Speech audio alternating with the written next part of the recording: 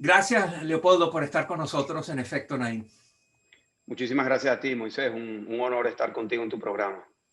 Mira este video.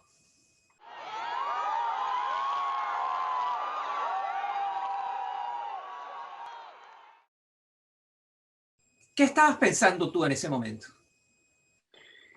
Mira, ese fue un momento de emociones muy cruzadas y allí tomé la decisión entre las tres que tenía de poder ir a la clandestinidad, irme al exilio o presentarme ante una justicia injusta.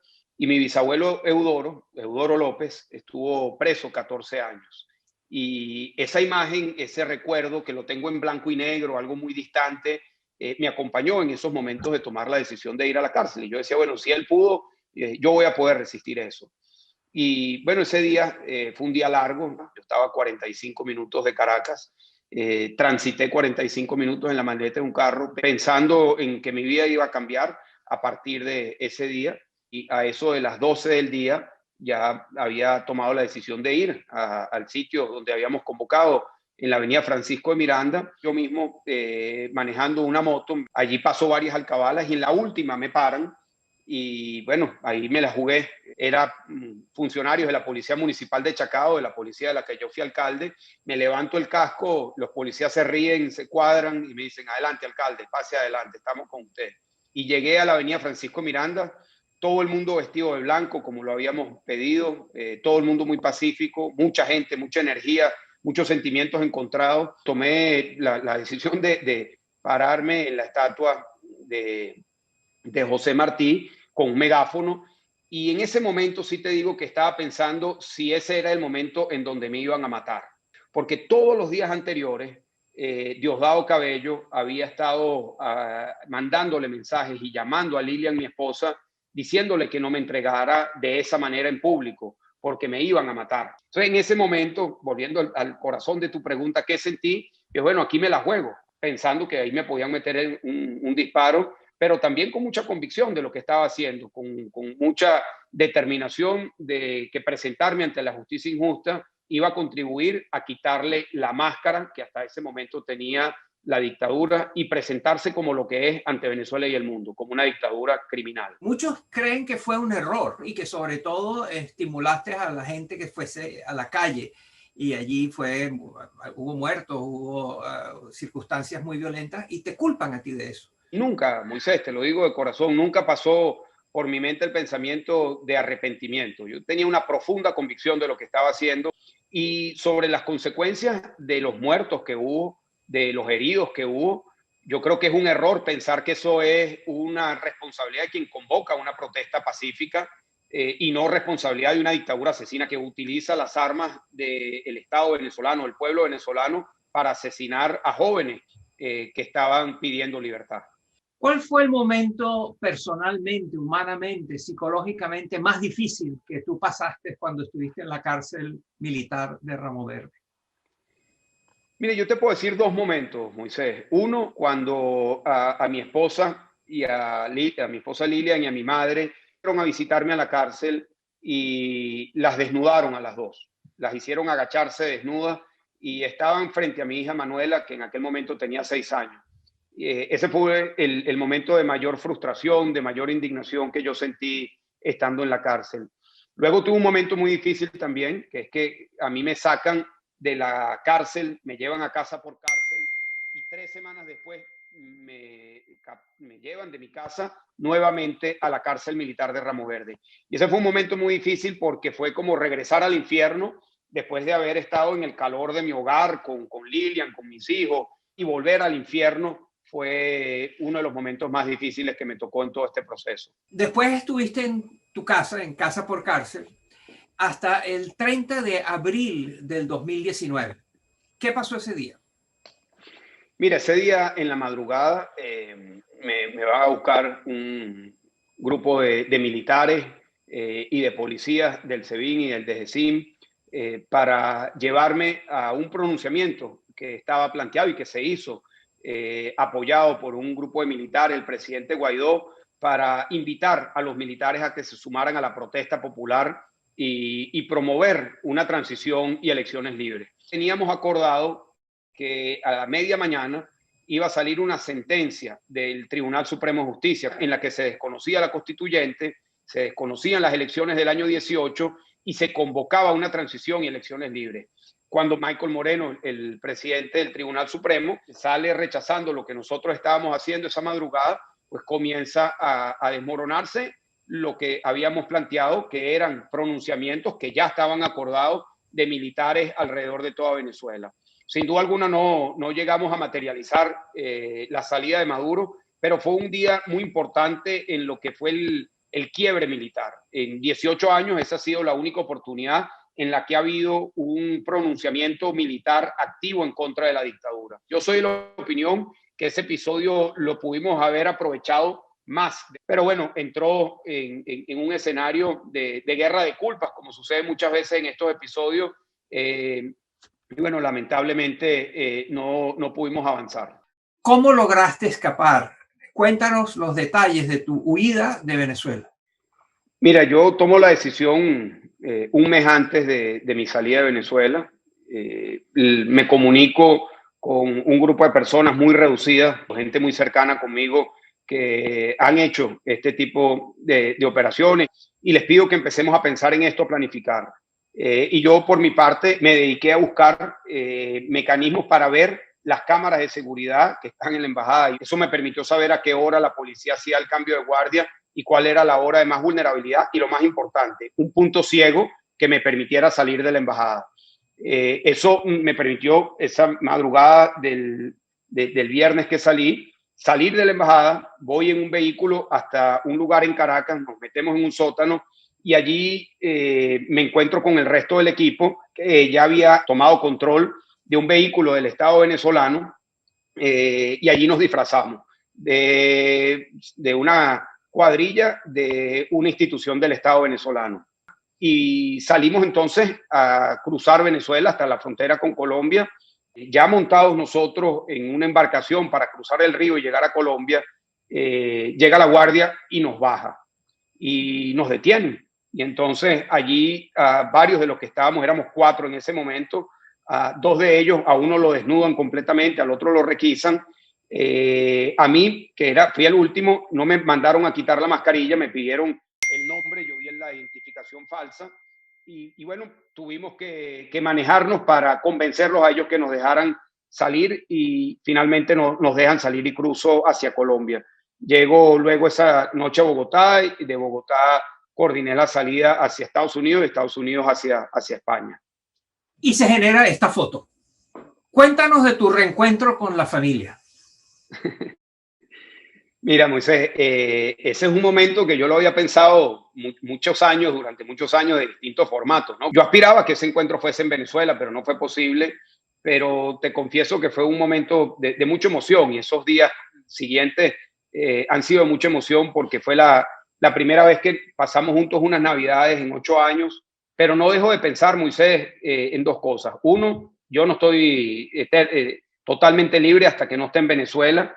Y sobre todo pienso en los millones de familias que hoy están divididas, que hoy tienen a sus padres o a sus hijos en Venezuela y ellos están en el extranjero y que tienen años también, como me sucedió a mí, sin ver a sus familiares. Y eso es parte de la tragedia que tenemos y parte del compromiso de lograr que nosotros podamos unir a la familia venezolana. Hay quienes te acusan de ser el responsable de muchos de los fracasos de la oposición en Venezuela. El intento de traer ayuda humanitaria desde Cúcuta junto con personas y activistas de la oposición. Eso fracasó e inclusive dio lugar a horribles acusaciones de corrupción. La operación Gedeón, que fue el intento de utilizar a unos exmilitares estadounidenses para invadir en Macuto a Venezuela. El apoyo a Guaidó y a la idea de que el lema central es el cese de la usurpación, el gobierno de transición y elecciones libres, eso que en un momento captó el entusiasmo de Venezuela, ya nadie piensa en eso. Mucha gente te acusa a ti de estar detrás, que tú tienes responsabilidad de todos esos fracasos. Mira, Moisés, yo asumo las responsabilidades que me toquen y sin duda alguna hemos intentado todo. Hemos tenido aciertos y desaciertos. pero hay muchas acusaciones de las que de las que tú enumeras que simplemente son falsas. Por ejemplo, hay toda una acusación sobre hechos de corrupción o de manipulación de la ayuda humanitaria. Eso es totalmente falso, porque nosotros, el gobierno interino de Juan Guaidó, simplemente no ha manejado recursos de la ayuda humanitaria, y así lo ha respondido una y otra vez el Departamento de Estado, diciendo y aclarando que son ellos y la Organización de Ayuda, USAID, quienes han canalizado la ayuda humanitaria.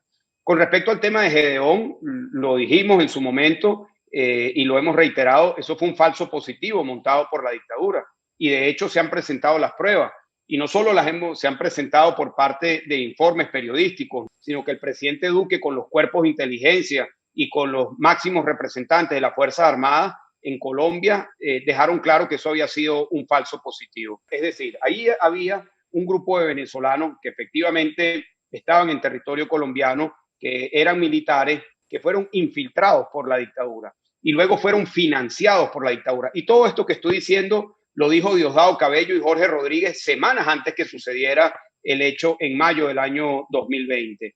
Yo te puedo decir desde lo personal que nunca he tomado una decisión que en el momento en que la he tomado, con las circunstancias, con la información disponible, haya sido una decisión que no pensara que era lo mejor que podíamos hacer para salir de la dictadura. Y nosotros todavía hoy estamos bajo la dictadura de Nicolás Maduro porque es un dictador, porque es un criminal, porque cuenta con el apoyo de potencias importantes, cuenta con el apoyo de un zar en Rusia, de un sultán en Turquía, de un emperador en China y de un ayatolá en Irán. Y sí, nosotros hemos intentado muchas cosas y seguiremos asumiendo la responsabilidad de empujar hasta lograr la salida de la dictadura y elecciones libres.